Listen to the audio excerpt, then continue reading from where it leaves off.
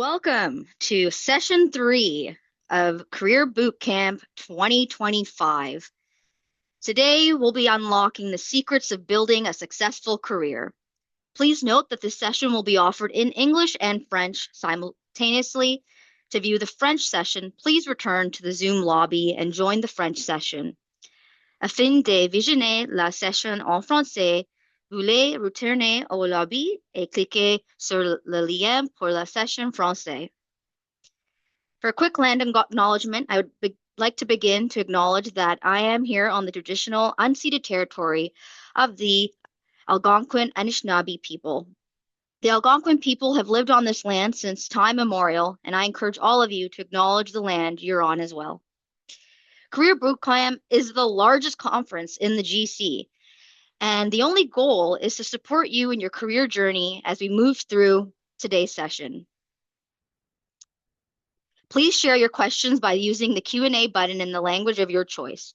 You can vote for questions you like by clicking on the thumbs up button. As with all FYN sessions, this session will be recorded so you can go back to check out the recordings and the insights at a later date.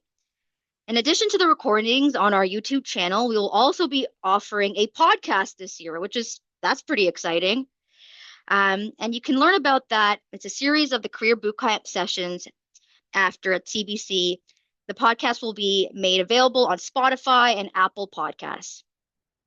We'd also like to note that the PowerPoint presentation for each session is included on our wiki page. So if you want to follow up after the session, please don't hesitate to take a look. So to quickly go over the instructions, all attendee microphones and cameras are deactivated. The chat is disabled for attendees, but we will use it to send resources.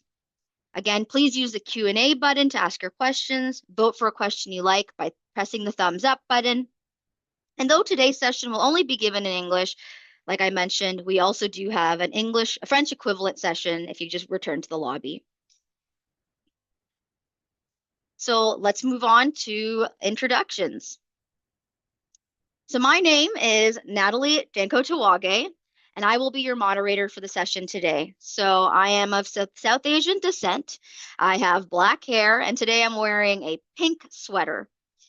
To give you a little bit of background about myself, I started my career at ESDC's Innovation Lab in 2016, and after several years at ESDC, joined ISED in 2018 to launch a digital innovation lab. And these days, I work in design and experimentation, focusing on user research for various services and programs that we offer Canadian businesses. Now, before we get started, we have a couple of quick polling questions as well, but I'll also go over the learning objectives as well. So starting off today, we're going to be looking at how everyone in the room here can refine their LinkedIn profile and highlight their key achievements and skills, and really tailoring the LinkedIn profile to sort of the public service roles that all of you have. I want to help everyone in the room sort of strategize how you could use LinkedIn in the long term for professional networking and career development. And today the panelists will be providing insights on how you could use LinkedIn to enhance and build your professional brand.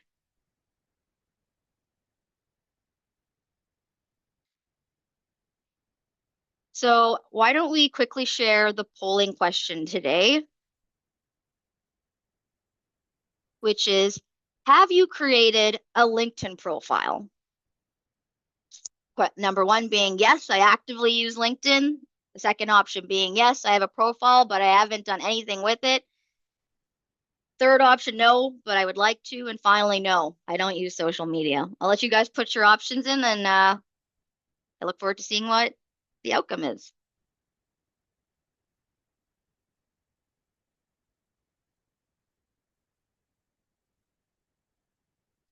Wow, so it looks like 48% of the room has a profile but hasn't done anything with it. So that's a good amount of you. And then we got about 35% of the room is actively using LinkedIn. So it looks like we got some experienced users in the room. And about 13% would like to. And then finally, 4% that are using social media. Wow, I'm even surprised we even have 4%. So that's we've got a nice mix of participants today. Now let's move on to introducing our panelists that we were fortunate to have with us here today. Starting off with Kaylee Miller. She is a Métis woman from Saskatchewan who now calls Whitehorse home. She started her government journey as an SWEP student and then spent almost 20 years of her career in HR. Kaylee is currently working at TBS's HR sector, and where she brings equity, diversity, and inclusion into the work that she does. Outside of her work, Kaylee is an avid traveler, and she has recently visited almost 47 countries. Wow, Kaylee, that's super impressive. Our next panelist is Stephanie Percival. She is a mom, a poet, a sheepadoodle walker, and public servant. She is also a reluctant LinkedIn user. So for all of those out there who haven't been using it, I think Stephanie Percival can definitely resonate with you today. She is driven by a sense of community and creating purpose on the platform when she does use LinkedIn. Steph has spent over 16 years working in the public service in fields such as policy, communications, engagement, and human-centered design. And our final panelist is Brenda Dogbay. Dr. Brenda Dogbay is a results-driven, human-centered leader and bridge builder. She is currently the Chief Diversity Officer supporting the clerk of the Privy Council office and is driving a culture of inclusion within the Privy Council. She has over 20 years of experience in academia as well. And her experience in the public service includes experience at the Public Health Agency of Canada, Health Canada, Natural Resources Canada, and of course, Privy Council office. Brenda holds a PhD in population health from the University of Ottawa, a master's in public health from Simon Fraser, and a BA from the University of British Columbia. Let's move on now to the interesting part of today's session, which is what you guys are all here to learn.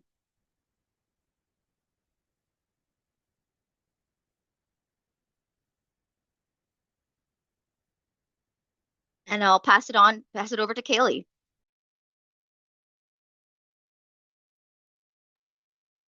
Unmute myself. Hello, everyone. I'm happy to be here today, joining you from Whitehorse, Yukon, the traditional territory of the Kwanlin First Nation and the Ta'an-Quechin Council. It's sunny today, which is fantastic. We're looking forward to some longer days. I am a fair-skinned woman with dark curly hair, approximately shoulder length. I'm also wearing a pink sweater today, and pleased to be here to share some information about LinkedIn. So before we jump into kind of LinkedIn and what that platform is, let's talk about your digital persona and why it matters. There's only 4% of you that indicated you're not on any type of social media. So, you may be thinking about getting into it, but we really want to think about what our presence of ourselves, this online version or representation of who we are that we use on different platforms like LinkedIn, different blogs, different types of social media. It's really important to think about the visibility and reach. So when you are in person, in your work, in your personal life, you have a network. Maybe it's large, maybe it's small, but online, it really gives you an opportunity to bring that network larger, to connect with people who you may not normally have the opportunity to connect with, and to access some new and different opportunities, to learn things that you may not have the opportunity to normally. There's also an element of credibility and expertise. So sharing your skills and knowledge to establish you as a trusted professional in your field. That's really interesting. And I really like that idea because you have the opportunity to demonstrate, the different skills that you have, your experience, thought leadership, and really establishing credibility for yourself, as someone who can walk the talk and all of that. So that's really important. The other part is personal brand. And I know there's been sessions previously that have talked about personal branding and how important it is, but to really be cohesive across a number of different platforms. So when we talk a lot about things like your personal values and things that you want to uphold and you want to represent, having this cohesive digital persona can really help to align those values with what your career goals and aspirations are, as well as the type of work that you're interested in attracting. So it's not always about the jobs that you are in currently or that you might be able to find through a small network, but what type of work are you interested in? It could be in government and it could be outside. But looking at reinforcing your own unique strengths and differentiating yourself from others within the industry. So if you are someone who works in human resources in the government of Canada, like I am, how do I make myself look different? How do I really demonstrate the values that I want to that I believe strongly in, to find work that will be meaningful to me and beneficial to Canadians? We can jump to the next. There we go. So in the government of Canada, why is LinkedIn useful? It's really about networking and developing those professional connections. We don't have a platform internally that's really broad at this point in time to allow us to connect, but it's also important to think about other levels of government, public sector organizations, private sector partners, to look at ways to facilitate collaboration and expand different career opportunities. LinkedIn is also a really, really great place to highlight your different skills, certifications, and professional accomplishments. So, enhancing visibility, opening new doors to projects or positions within your department or other departments that are interesting, letting people know what types of unique skills you have that they may be looking for. Um, Finding out what's going on with the different trends, job opportunities, learning opportunities. It's really great. Most departments have a social media presence now, and there's more and more organizations that are jumping onto LinkedIn to share information about what they're doing in their organization. So, learning about those types of industry trends, accessing LinkedIn Learning and other types of learning that may be available. And some are even advertising job opportunities there that are linking you back to the GC Jobs platform. But giving you another way to get up to date information and potential career advancement opportunities. And it's also a safer space. So, previously, Twitter, now known as X, was quite popular with a lot of Government of Canada employees. And, as things have shifted kind of within our culture and in society, people have become less comfortable on some of those different platforms.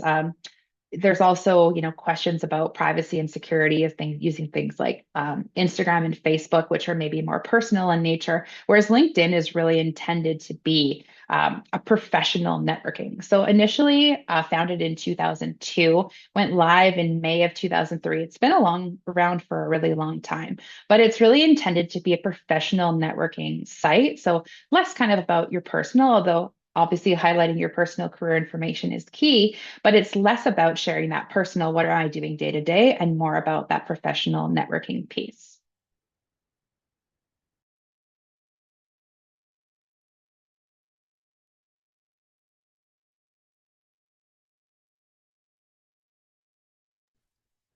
Okay, so thank you so much, Kaylee, for sharing.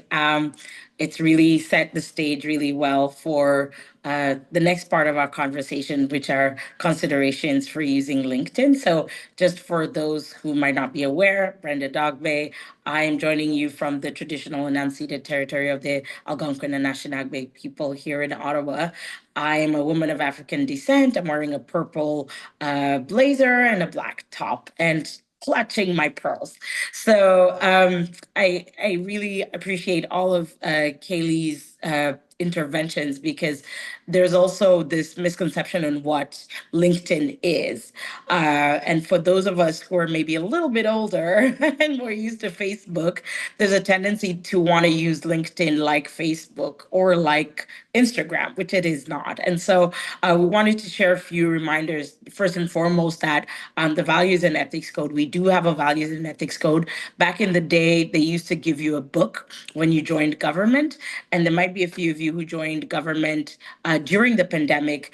So you might not have seen the Values and Ethics Code.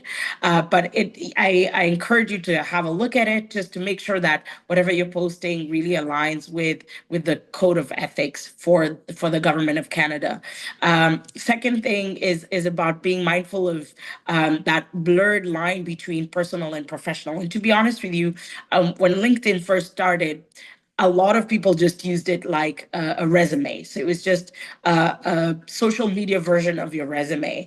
I think as social media has evolved, I'm seeing a lot more personal content on LinkedIn.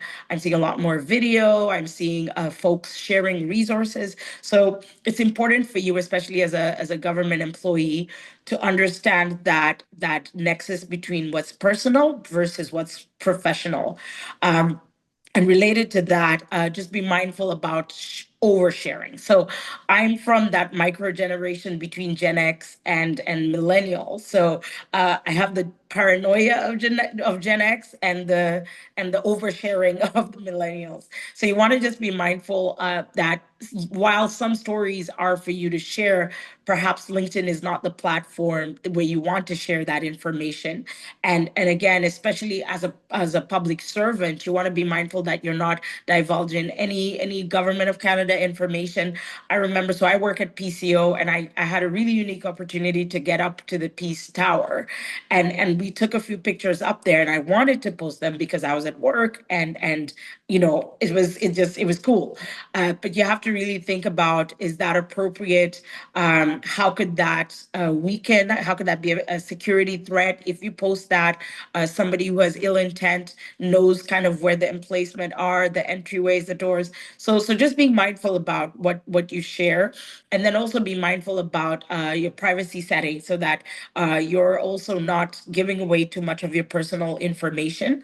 And maybe for the younger generation, some considerations for you as well is that there are folks who are content creators. So they create content on different platforms, whether that's YouTube, Instagram, Facebook, and LinkedIn.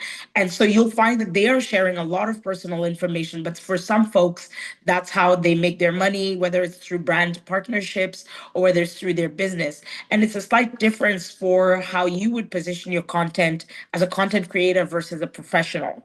And so it's something, as, again, to keep in mind. We're going to talk now a little bit about some best practices.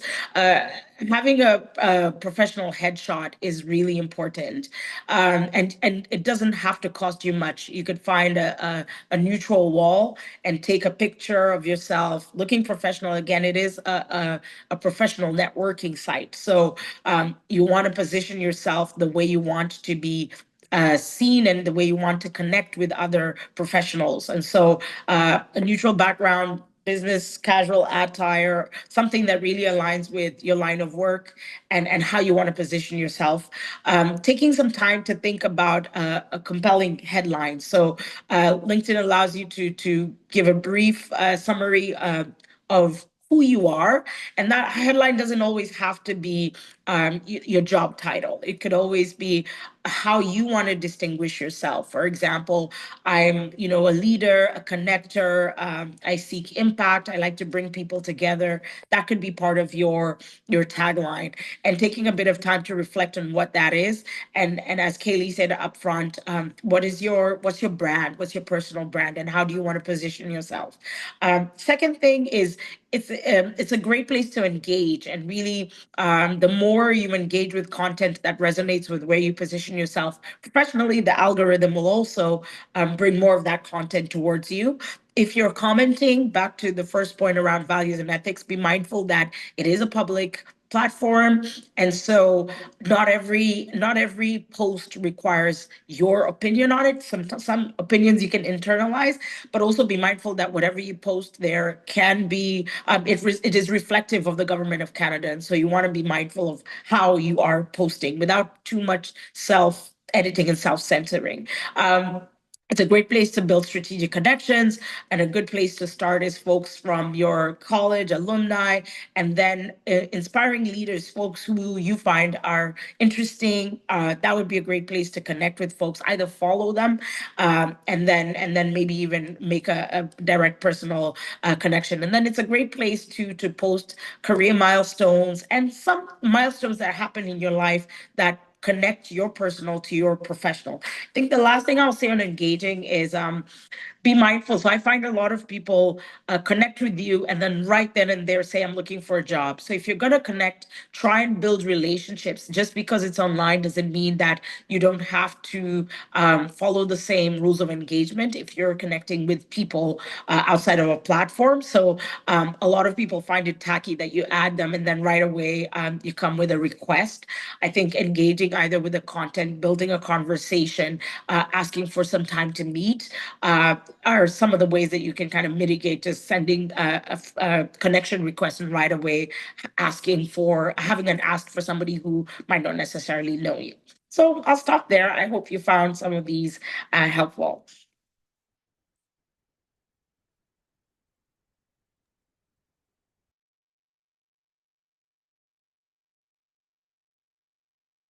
Hello, I'm your reluctant LinkedIn user here, Steph Percival. I have short red hair and I'm doing my best Steve Jobs impersonation in a black turtleneck.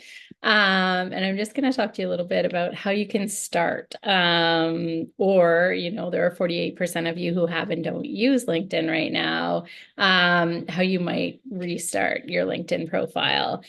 I'm a human-centered designer, so I like to liken what you can do to design practices, and it says create a profile using best practices. I'm sure you can find a lot of LinkedIn articles out there that will tell you some of the best practices, but you can also kind of dig in and do some research, look for pages that you like, and choose to pull different features from those pages to design your own page.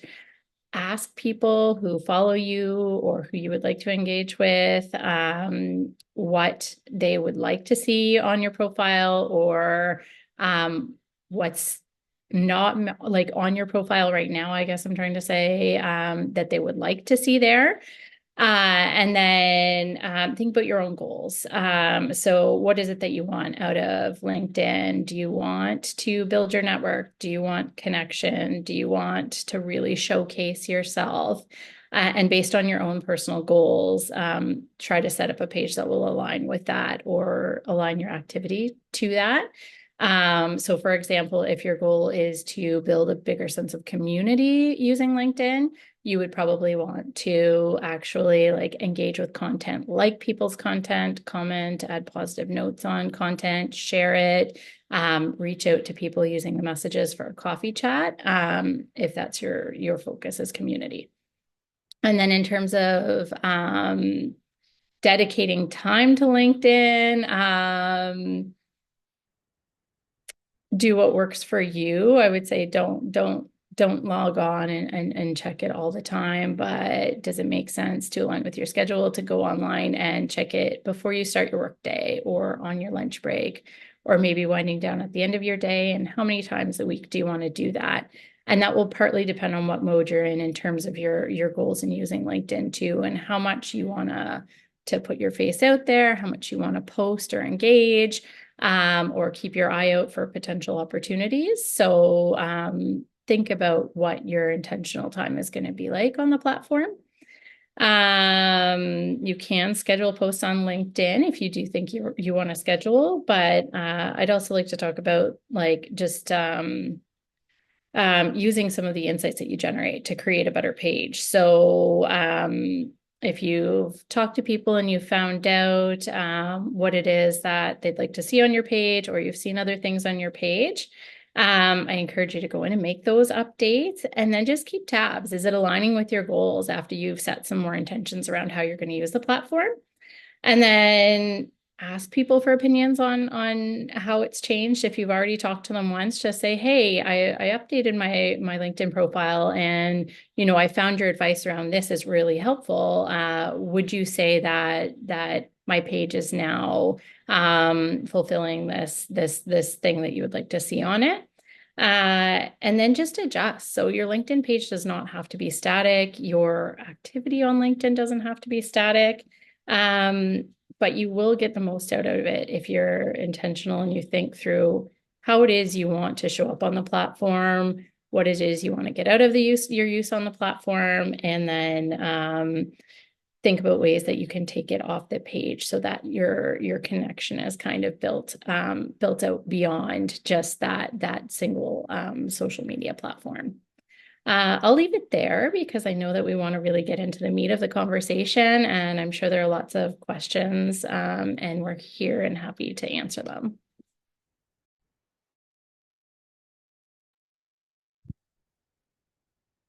Awesome. Thank you so much. That was very insightful. So now we'll be moving to the questions from the audience, of which you can use the Q&A function to submit your questions. And please again, remember that you can vote for the question you like the most by using the thumbs up.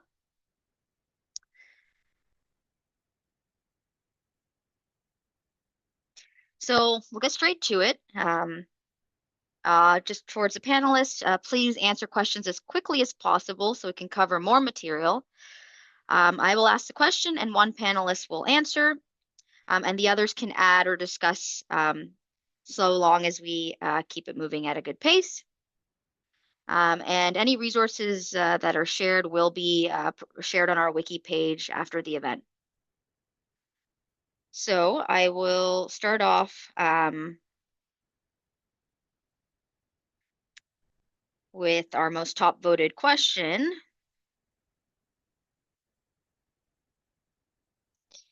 So here we go.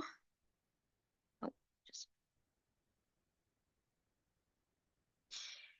how much work details should we put in the work description since we're sharing this information to the public?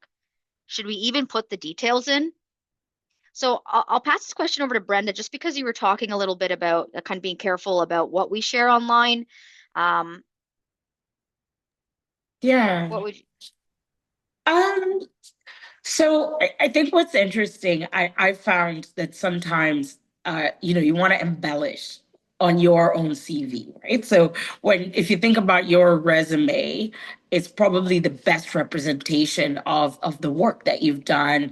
And sometimes we can get creative with the level of detail. So I think two things to keep in mind. One is that you want to be accurate. So you don't want to have details of things that you claim you did when you really know that you didn't, because I think that takes away from just the integrity of the information that you're sharing.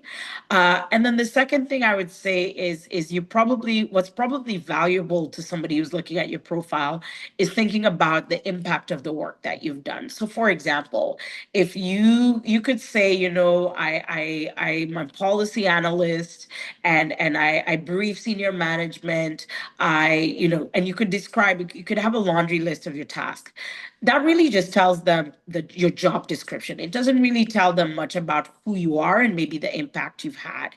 And so, without giving out details of the specifics, you could say, I have had the opportunity to briefing senior management on key top government priorities in a way that's allowed me to learn, how to communicate with people differently. And that gives just a bit more information about you and what the impact you've had or the type of experience you gained from it, rather than a laundry list of tasks. So maybe just thinking about in the different roles that you've had, what did you learn from those roles, and what value did you add? And that can be a way of kind of framing how you describe what you do. And then I think the benefit with LinkedIn is it doesn't have to be long. So you could really stick to maybe even 3 bullets and really try and capture the essence of what you did in that role and what you gained from it. And I think that would be a lot more valuable than a really, really long laundry list that doesn't maybe add as much 3D to exactly what you did. Awesome, thanks. Steph, Kaylee, do you guys have anything you'd like to add? I see there are a lot of questions, and Brenda gave a pretty awesome response, so I think Okay. that's good. So we'll move on to the next question. And actually, Steph, I'll pass this to you. What would be your advice for someone who has a minimal amount of experience / service in the government, and how can they approach opportunities on LinkedIn to elevate their profile? Okay, so some of it's just really basic that my co-panelists have spoken to already, which is, have a picture, have some information filled out so that people can get a feel for who you are. And then if you're new to the public service, probably one of your priorities should be networking and building connections. So don't be afraid to make those connections on there, and then send messages to the people who you think could have the most interesting coffee chats with you. It's not common for public servants with more experience to take time out of their days to have coffee chats with newer public servants. And that's how you'll get a lot more insight into the ways that you can expand your career in the public service. That's how you're going to start to get known. If people don't know you, they can't think of you for things. So it's really important to try to make those connections off the page as well as on the page. So I would set your goal for LinkedIn as, I want to build my network and truly engage with people. Like the content and comment on the content that aligns with your own goals, and reach out to those people, because most often I think you'll find that people are quite friendly and willing to give you time. Awesome. Thanks, Seth. So I'll pass this question over to Kaylee. Hiring in the government, hiring in the government is mostly done via postings such as those on jobs.gc.ca that rely on extensive screening questionnaires for specific skill sets. Further, due to budget cuts, there is an increase in internal hiring, which is only ever done via those extensive screening process. Given these two factors, how is LinkedIn useful at this moment in time and in the future? That's a big question. It is true that the GC Jobs platform is sort of our key platform, but managers do have the option to choose non-advertised as an option. It could be a promotion, it could be an acting, they could look at deployments. Those things are not always done through the GC Jobs platform, and the regulations and legislation does permit managers to use that. So if we start to think about the potential of what the future could look like, if we're talking about potential, tightening, we're seeing some organizations have made some announcements about, reducing their workforces. We know that some budget tightening will be coming. I think it's really important to have that network that's big, because as Steph mentioned, if people don't know you, they can't think of you. So highlighting yourself, positioning yourself as someone who is keen, who is interested, who is skilled, who is available, then that is something that you can really use to leverage yourself. So I think today it's about making people known, finding out what opportunities are out there. Something I've always loved about the government of Canada is that there are so many different diverse jobs that you could never even imagine what people do. We have everything from search and rescue in the Coast Guard. We have, people working at CSIS. We have people who are delivering services directly to Canadians and Indigenous communities. We have, engineers. We have all kinds of jobs. So you may not even space. We don't even know what could be out there. So use LinkedIn to, what are your passion areas? Are you interested in something like space? Are you interested in diversity and inclusion? Pick topics that you like, find people that are interested, use those tips that Steph mentioned about, building that network. That's helpful now, and it will be in the future as well. So if there is a time when you're looking for a job, you're wanting to jump to something different, you feel like you're kind of stagnated in your career, you have that available for you. It doesn't mean that LinkedIn will completely replace. It's still important to use the GC Jobs platform to look for jobs. You can set up an alert so it will email you every day with, specific salary criteria or love groups and levels that you're looking for. So do that as well. But LinkedIn is just another way that you can get yourself out there, make your brand known, and let people know about your skills. Can I hop on to add to that? Of course. And just to say, I want to fully second that point. LinkedIn is just one avenue. Definitely not here to advertise for it, but it is an important avenue, I think. And I'll just say, I'll throw it 2014, which is the last time I took a job competing in the government. Every role I've had since then has not been through a competition. So jobs.gc.ca, very important. It's very important to learn the techniques to build those resumes and answer those responses and succeed in those competitions. Incredibly important. And I still do competitions, but it is not the only hiring mechanism. And having lived through the last workforce adjustment back in the early 2010s, and I was supposed to be workforce adjusted and was not. the job postings get extremely limited during that time, like those times typically. And so it does become very useful to make yourself known and put yourself out there and make genuine connections. So not just like, I know Brenda mentioned, like, do not reach out to someone and just ask for a job right away. Don't expect that that's going to happen, but building those authentic relationships is what's going to help you find opportunities when it seems like opportunities are scarce. So I'll open this question for the whole panel. And we kind of touched on this during the presentation, but I want to see if you guys have any other additional insights to share. But what are some common mistakes that people are making on LinkedIn, and how can they avoid them? I would start first. So I would say that one of the things that I would say is the number one mistake is sort of the cold connection with no follow-up. So typically, it's important to connect. And I think following and building those meaningful connections, engaging with people who are interested in the same topics you are is key. But typically after a presentation like this, I will get hundreds of connection requests. And there's maybe two or three that say something like, hey, I saw you speak on a panel at the career boot camp. It was really great. I liked when you talked about whatever, a topic. I would really love to connect and, pick your brain. Could we set up a coffee chat? That's really important because it tells me, one, that you're actually interested in what I'm doing. You're not just randomly clicking, because there is a way now so you can follow someone on LinkedIn without having a connection request.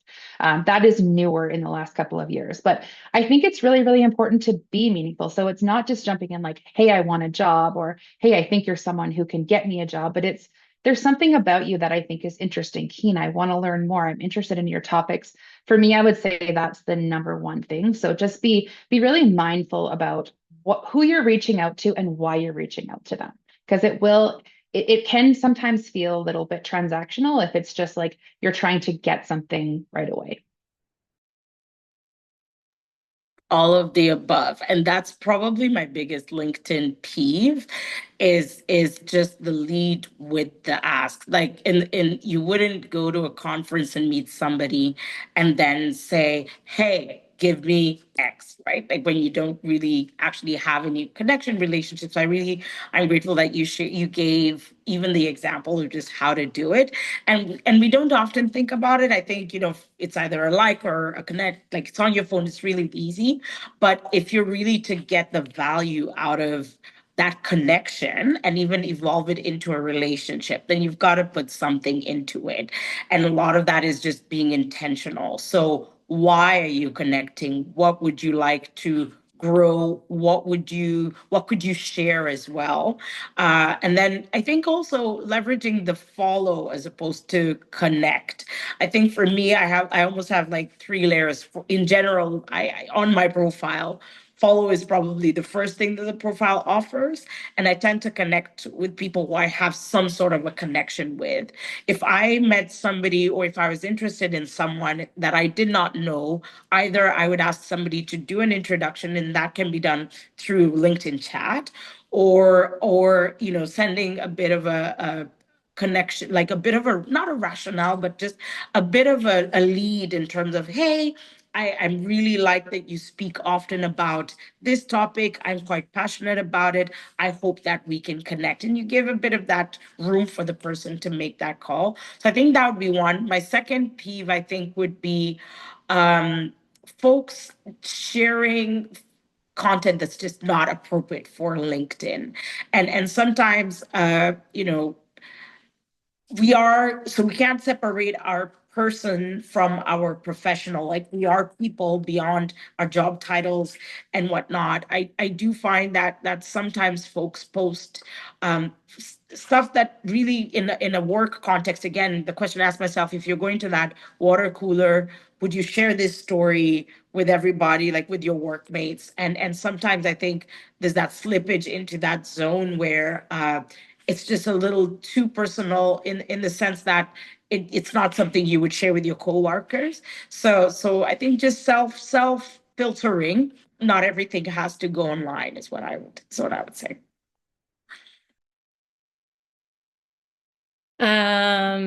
has great points. My very quick pet peeve is just no profile picture, no basic details, but I think that's pretty universal. I will say, just to add on to Brenda's point, is that I actually love blending the personal and the professional. And it's part of the reason I don't love LinkedIn, because it is very professional. I think it's okay to bring the personal in, but it's, if you're bringing it into the LinkedIn realm, how are you linking it to like what you are about in the workplace? And if you can make that link, then I'm all for it, blending the personal and professional. You just have to think about how it fits in that context. And then I would say my big pet peeve on LinkedIn is just and this ties into I think my pet peeve around digital personas in general. I'm not actually hugely for digital personas or personal brands or anything like that, but performative posts are kind of my pet peeve. Is I often see people who put on lengthy posts that are just very self-promotional, very just, I don't know, they rub me the wrong way. It seems like they're just putting on an act, and you wonder, like, is that what this person is really like? Or is that like, is this just is it the persona? Is it a persona someone's creating? And so for me, it's there's a balance when you're posting on LinkedIn of, being authentic, being professional, and not putting too much polish on it, I guess, I think I would say. So my next question again is for the panel, and I really appreciate everything you guys just had to share. What would be the benefits of using the LinkedIn account versus one of our internal social media links like GC Connects? Maybe I'll start. So I've tried to hire from GC Connects, and I just find that it's kind of awkward. It's not the social part of it. I don't know that has been very developed. I think, and managers do look at GC Connects every once in a while. I do, and I'm trying to find folks, and it's, I mean, one of many tools that we use when you're trying to find candidates. I find LinkedIn more effective in vetting people out than GC Connects, because again, it's a bit of a one-way post where I'm looking for X, as opposed to LinkedIn that gives you a bit more of a 3D of the person. And I think until that GC Connects, maybe if it goes into GC Exchange and it's developed a little bit more, I don't know that it's as robust. So I would lean towards LinkedIn before GC Connects, although I do tap into it every once in a while. If I had gone first, I think I probably would have said GC Connect still exists. I haven't been on it in years, and I have so much respect for the GC Tools team and all that they've done with all of the GC platforms over the years, because it's really impressive. But I think one of the biggest advantages to LinkedIn is just that you can connect like more broadly than just the federal public service. So it's nice to build connections with counterparts in provincial government, in municipal government, in private sector, and academia. And LinkedIn just facilitates that a lot better. I will just jump on at the end, because one of the things that's really key is GC Connects is actually sunsetting. So I think it's the 27th of this month. It's moving to a read only. And as of the end of March, the platform will no longer be available. So that's one reason why GC Connects may not be the ideal. We are moving to kind of a GC exchange, but the uptake has not been massive so far. And again, it's reestablishing sort of a GC Connects type of system where there's different groups, and it's helpful. You can get lots of great information, but the algorithms that are in LinkedIn and sort of bringing in the content, it's easier to find content that you're interested in that's not just government exclusive. And I think that's really key, is that we talk about building that network.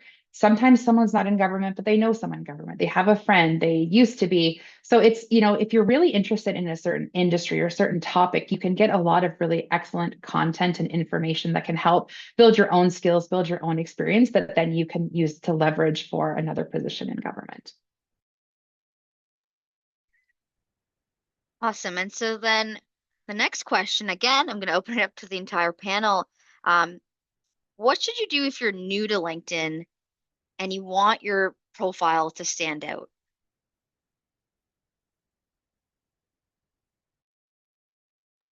I'll hop on.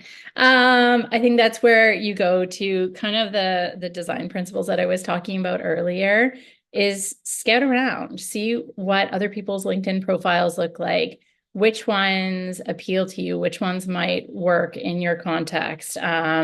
What are other people in your profession or your aspirational profession putting on their LinkedIn pages? So that like doing that research right off the bat and seeing what good looks like for you, setting your goals of what it is that you want to use the platform for. Do you want to use it for the connection, the engagement? Do you want to use it as a showcase?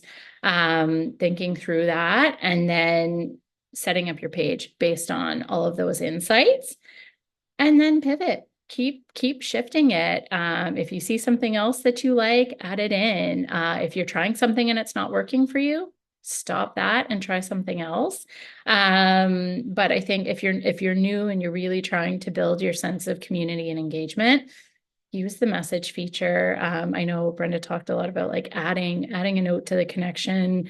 Some people love that, some people don't, it doesn't matter. But for sure, when you're actually messaging someone, telling them what it is that you're reaching out about, like, is it something that the experience that they have that you're really interested in, something that they said on LinkedIn that you're interested in, and then what you'd like to chat about, and then try to build those connections. It will strengthen your community. It will help when you build those connections, like real connections with people. They'll help point you to other people that you should be following and help you make potential other coffee chats with people. So I think that's the best thing you can do is just do your homework, make your page, be okay with trying different things, and then building real world engagement with people.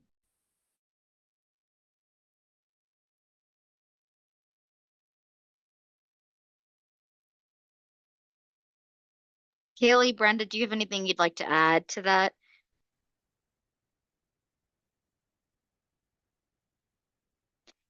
So here's an interesting question. So if you think about, you're mentioning, Steph, that we should kind of review the different types of profiles out there. What's immediately caught your attention in the past? What has attracted, and this goes to the whole panel, like has attracted your eye and kind of left a positive, impression on you when you're kind of scanning through your professional network? So for me, it's actually how people show up. So I don't find the platform particularly compelling. I don't go to someone's page often and be like, oh yes, that's what's missing. If you're new or you haven't used it, that's a good step to do. But if you've been on it for a while, it's probably not gonna jog too much. But how people show up. So when I see people commenting on other people's posts in a positive way that brings light to the professional space, that's something that catches my attention. I think I want to know more about that person. When people find that way of bridging the personal and professional in a way that's authentic and makes sense in the context, I find that really compelling. And then I'll say, people who reach out for coffee chats, who then when you talk to them, really you can tell are genuinely there because they want to have good connections with people. So those would be the three things that stand out for me. Maybe I'll jump in. I can think of three people's profiles who if I think about who does LinkedIn really well, there's Nadia B. Theodore. She's the ambassador of Canada to the World Trade Organization. And her posts are so thoughtful. And she finds ways to really weave storytelling into her work. And I really, like I find like she's goals. And again, she's got years more of experience. So, I wouldn't start out the gate expecting to get to where she's gotten to, but I really do admire how she shows up on LinkedIn. The second person would be Janine Richaud. She's an ADM here at PCO, and she was a former ADM of comms at Natural Resources Canada. And she's another poster who posts often on LinkedIn and brings in storytelling into, kind of just weaving stories into her work and how she shows up. And I really like how she does that. And then the third person I'll share is Lisa Apia. She's Canadian. She's works for the federal government, but she's actually a career coach. And how she shows up on her LinkedIn is for her business. So she doesn't have a lot of details around her Government of Canada experience. It's mostly about the work that she does as a career coach. And so I find she's really been great at separating kind of like her business persona, which is how she's showing up on LinkedIn, versus her Government of Canada persona. And every once in a while, she will have a post here and there. And I think they're all, federal government connected. But I find that, again, once you find your voice, then you show up consistently in a way that actually makes people want to hear from you and follow that storytelling. So I find these three, they use LinkedIn in a way that's kind of really robust. They're not posting every day, but they're posting really thoughtfully. And when I think of kind of profiles that I really like, I would say those three come to mind. Kaylee, would you like to add anything? I would just, I mean, I have to echo what Steph and Brenda say, but really it's sort of the authenticity and positivity. I think that it's important to have, you know, to be critical about what you see. Not everybody has to agree, but to do it in a respectful way. That's what I look for. So do I think people are being, true to their word, authentic, genuine? If I see something that I like, then I may click and I may follow that person, and then they show up, more frequently on different posts. But you also sometimes tend to see some of the same names on topics that are of interest to you. And then it's like when people are really consistent with what they say, they're true to their values. That's really big for me, is sort of the value that you represent. That's a piece that I really look for. Awesome. And so we're close to the end, but I have one last question, and hopefully we can quickly answer it. Sorry, just let me pull it up again. I was told that LinkedIn was not very useful for GC jobs. Notably, many senior employees have quite minimal or basic profiles, if at all, because no one really uses it in government for job progression. Is this still the case? Or do you think this is changing in our current situation? Well, I think we've all kind of touched on it a little bit. If people don't know you, they can't think about you. So, maybe traditionally, and even if we think of sort of 5 years ago, the government was in a massive period of growth. So finding people, it wasn't as difficult maybe to find a job as sometimes it is now.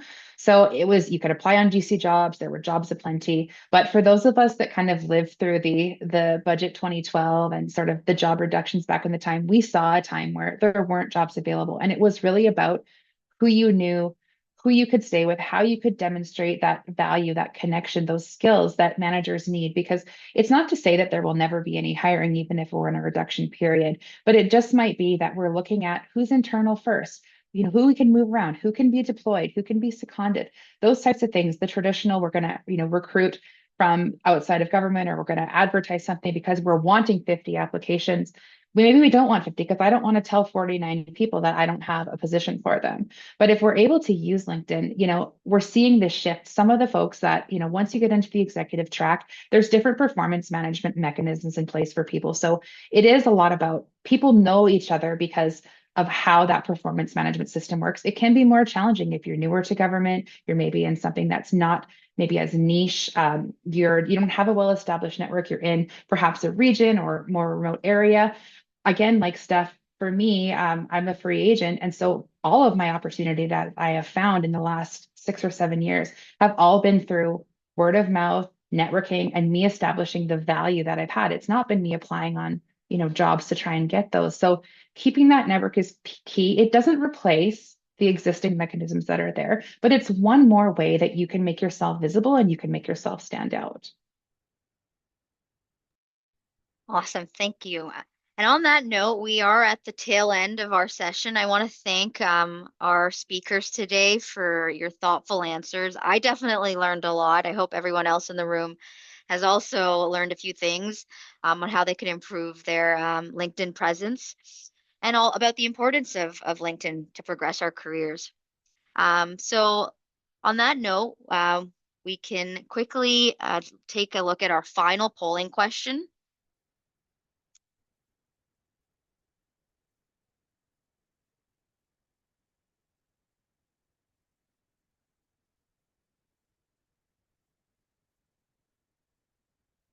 So as you guys fill it out, I just want to thank you for joining us today. In addition to this afternoon session, we will be discussing how to master difficult conversations at 2:30 p.m. today. The link to all the sessions as well as the networking event can be found on the Zoom events main page. Resources will be available on the wiki page, and the recording of this event will be available on our YouTube channel. On that note, I hope everyone has a very valuable experience at Career Bootcamp this year. And I wish everyone the best in their career progress here in the public service.